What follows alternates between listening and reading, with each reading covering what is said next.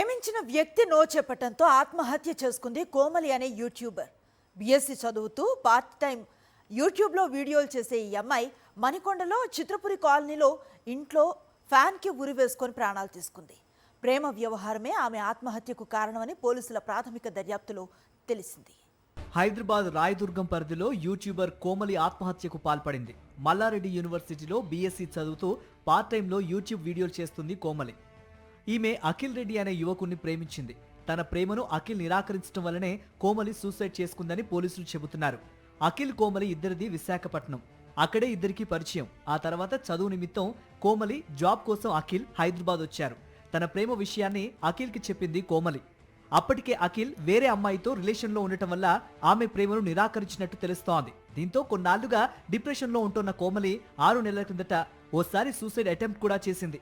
Even చనిపోవడానికి ఒక రోజు ముందు కూడా వాళ్ళు కలుసుకొని అదే డిస్కస్ చేస్తే అబ్బాయి కూడా అదే వద్దు, నాకు ఇష్టం లేదు, నన్ను వదిలేయి, మనకి నీకు అన్ని తెలిసి కూడా నన్ను ఎందుకు ఎమ్మడి పడుతుందని చెప్పేసి అతను రిక్వెస్ట్ చేయడం కూడా జరిగింది. ఇవన్నీ విషయాలు కూడా ఆ అమ్మాయి తన డైరీలో రాసుకుంది. దొరికిన ఎవిడెన్స్ ప్రకారం డైరీలలో కూడా అతను ఇష్టం లేదు అతనికి, బట్ అతనంటే నాకు ఇష్టం, ఏదో ఒక రోజు నా ప్రేమను అర్థం చేసుకుని వెనక్కి వస్తారని చెప్పి నేను ఆశిస్తున్నాను అని చెప్పి తన భావాలన్నీ కూడా డైరీలో రాసుకుంది.